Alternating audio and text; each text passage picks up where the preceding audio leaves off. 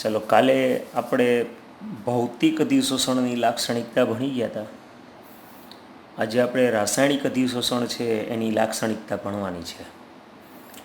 અને પછી આપણે બે ભૌતિક અધિશોષણ અને રાસાયણિક અધિશોષણ એ બે વચ્ચેનો તફાવત પણ ભણવાનો. તો એવી રીતના પણ પ્રશ્ન પૂછે કે બેનો તફાવત આપો, ભૌતિક અધિશોષણ અને રાસાયણિક અધિશોષણ.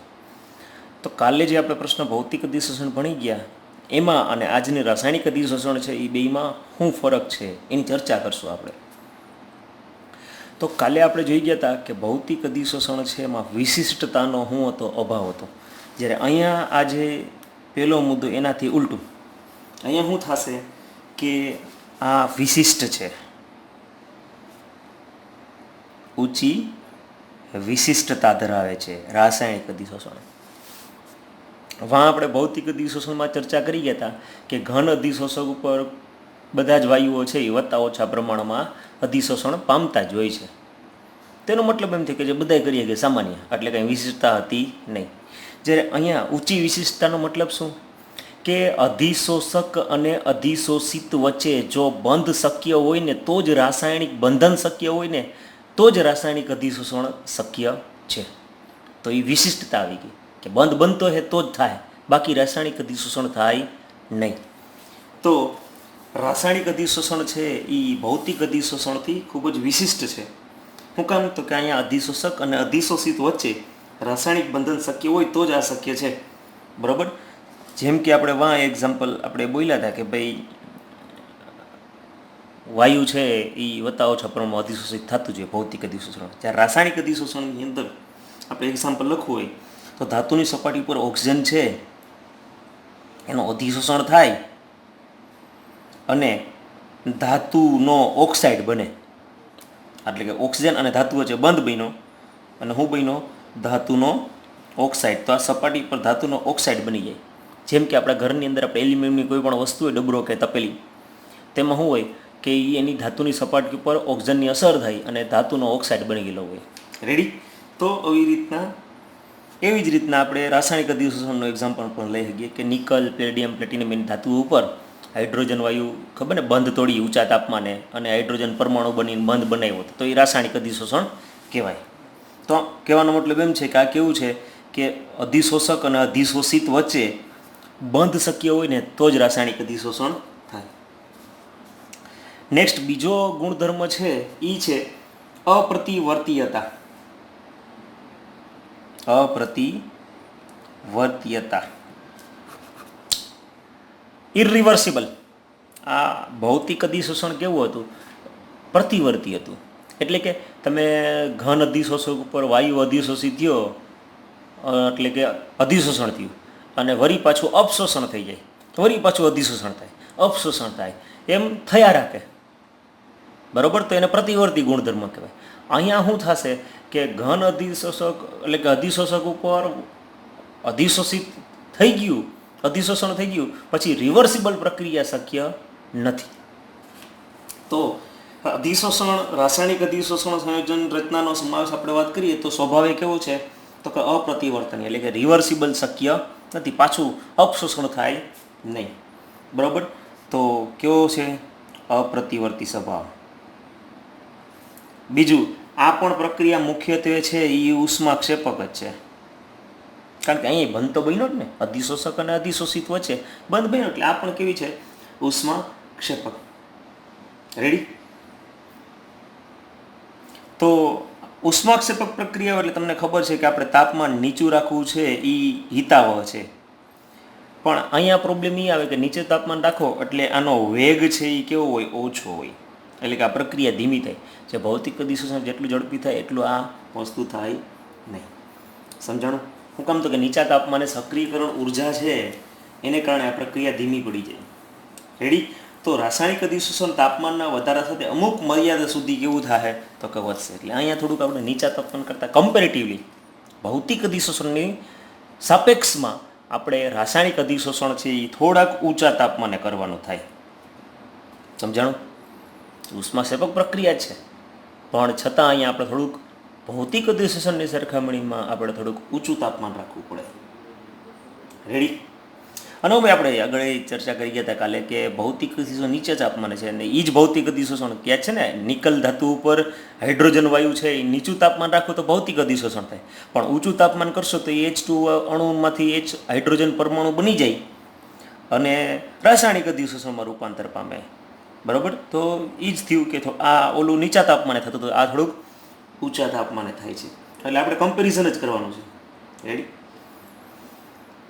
સેમ અહીંયા ઊંચું તાપમાન એમ ઊંચું દબાણ, અહીંયા કેવું થવું જોઈએ તો ઊંચું દબાણ છે એ રાસાયણિક અધિશોષણને લાભકારક છે. ત્રીજો ગુણધર્મ કેમ, જો અહીંયા તો એ જ સ્વભાવ છે, પછી આ પ્રતિવર્તી સ્વભાવ તો અહીં જોઈ લ્યો, વિશિષ્ટતા, અપ્રતિવર્તી સ્વભાવ. બરાબર, સેમ એવી જ રીતના અહીંયા ત્રીજો ચોથો મુદ્દો એ જ છે કે અધિશોષક સપાટીનું ક્ષેત્રફળ. તો અહીંયા આપણે એ જ ચર્ચા કરવાની છે. તો અધિશોષક સપાટીનું ક્ષેત્રફળ, અધિશોષક સપાટીનું ક્ષેત્રફળ. બરાબર, તો વાં જે લાગુ પડતું હતું, તમે ઘન અધિશોષક લ્યો ને એનો પાવડર લ્યો, તો પાવડર લેશો એટલે સપાટીનું ક્ષેત્રફળ કેવું થઈ જાય તો કે વધી જાય. અને જેમ સપાટીનું ક્ષેત્રફળ વધે એમ રાસાયણિક અધિશોષણની માત્રા પણ શું થાય તો કે વધારે થાય. શું કામ છે કે જેમ સપાટીનું ક્ષેત્રફળ વધે એમ વાયુને વધારે અણુઓ સાથે રાસાયણિક બંધ બનાવવા માટેનો મોકો મળે. એટલે રાસાયણિક અધિશોષણ શું થાય તો જેમ સપાટીનું ક્ષેત્રફળ વધે તો એમાં કોમન જ હતું, જેમ ક્ષેત્રફળ વધે એમ અધિશોષણ પણ વધે. નેક્સ્ટ એના પછીનો મુદ્દો એન્થાલ્પી, અધિશોષણની એન્થાલ્પી.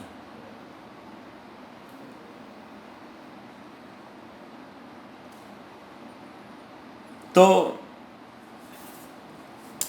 રાસાયણિક અધિશોષણની એન્થાલ્પી કાલે આપણે ચર્ચા કરી ગયા હતા કે ભૌતિક અધિશોષણની એન્થાલ્પીનું મૂલ્ય 20 થી 40 કિલોજૂલ પ્રતિ મોલ હતું, જ્યારે અહીંયા રાસાયણિક અધિશોષણની એન્થાલ્પીનું મૂલ્ય છે એ 80 થી 240 કિલોજૂલ પ્રતિ મોલ જેટલી ઊંચી હોય છે. સમજાણું? એટલે કે ઊંચા એન્થાલ્પી પ્રક્રિયા એન્થાલ્પી કેવી છે તો કે ઊંચી છે. એટલે કે અહીંયા આપણે વાત કરીએ ને તો ઘન અધિશોષક અને અધિશોષિત વચ્ચે છે એ આયનીય બંધ અથવા સહસંયોજક બંધ બનશે. તો એ બંધ બનવા માટે તમારે એનર્જી છે એનો તફાવત વધારે હોય એટલે એન્થાલ્પી કેવી છે તો કે ઊંચી છે. બરાબર, તો આ બેના સરખા મુદ્દાની આપણે ચર્ચા કરી ગયા, ભૌતિક અધિશોષણ અને રાસાયણિક અધિશોષણ. બરાબર, હવે જે આમાં તમે જોઈ શકો છો, આ જ પ્રશ્ન છે એ આપણે તફાવત રીતે સમજીએ કે આ જ પ્રશ્ન તફાવત રીતે આપણને પૂછાય તો શું લખવાનું રહીએ. તો આપણે શું લખીએ કે ભાઈ ભૌતિક અધિશોષણ છે તો ભૌતિક અધિશોષણમાં અધિશોષક અને અધિશોષિત વચ્ચે વાન ડર વાલ્સ આકર્ષણ બળ હોય છે. બરાબર, જ્યારે અહીંયા આપણે રાસાયણિક અધિશોષણમાં શું આવે તો કે અહીંયા રાસાયણિક બંધની રચના સહસંયોજક આયનીય બંધની રચના થાય છે. એમાં ખાલી આકર્ષણ જ હોય, બંધ નથી બનતું ભૌતિક અધિશોષણમાં. જ્યારે રાસાયણિક અધિશોષણમાં આપણે હમણાં જ વાત કરી કે શું થવું જોઈએ, રાસાયણિક બંધન થવું જોઈએ.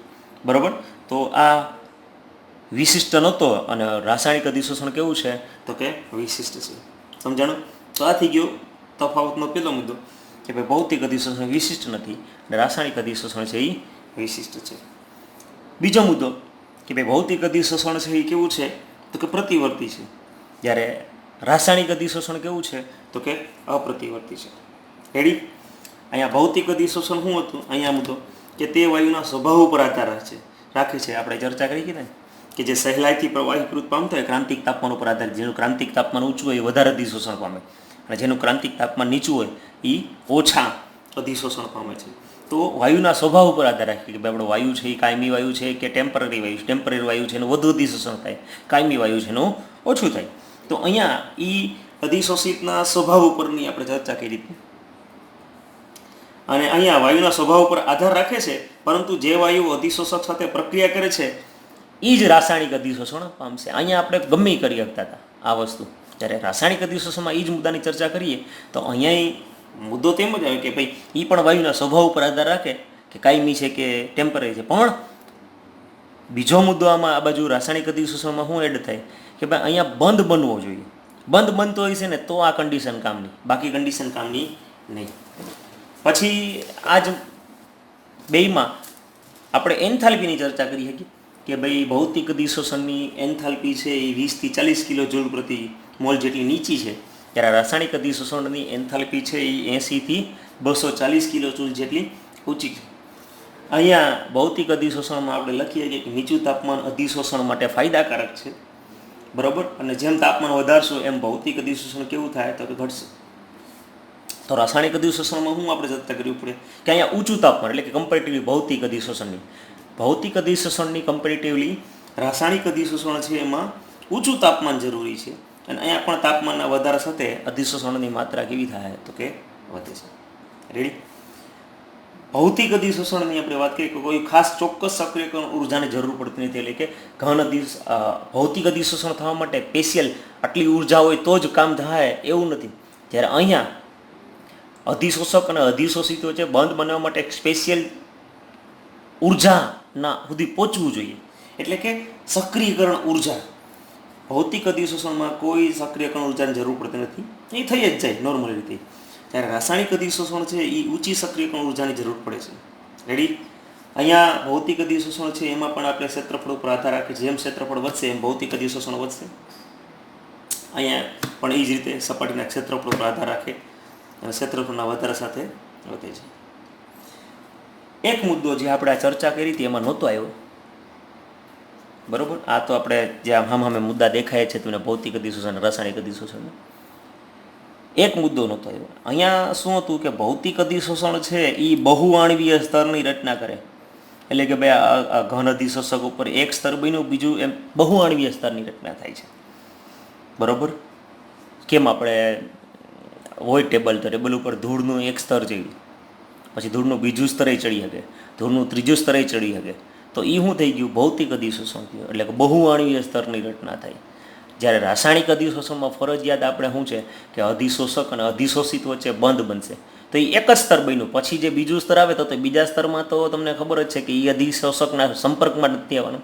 એટલે એક મુદ્દો બેયમાં જે આપણે નથી તેને ભણાવ્યું એમાં કે આ કેવું છે, ભૌતિક અધિશોષણ એ છે બહુઆણવીય સ્તરની રચના કરે છે, જ્યારે આ કેવું છે તો કે એક આણવીય સ્તરની રચના કરે છે. સમજાણું? તો આ તફાવતનો મુદ્દો છે એ તમને પૂછાય કે ભૌતિક અધિશોષણ અને રાસાયણિક અધિશોષણ સમજાવો, તો આપણે આની ચર્ચા તમે જોઈ શકો છો, બરાબર. ઇઝીલી યાદ રહી જાય કે ભાઈ આ વિશિષ્ટ છે, આ વિશિષ્ટ ભૌતિક અધિશોષણ નથી, રાસાયણિક અધિશોષણ કેવું છે તો કે ઊંચું વિશિષ્ટ છે. સમજાણું? રેડી બાળકો?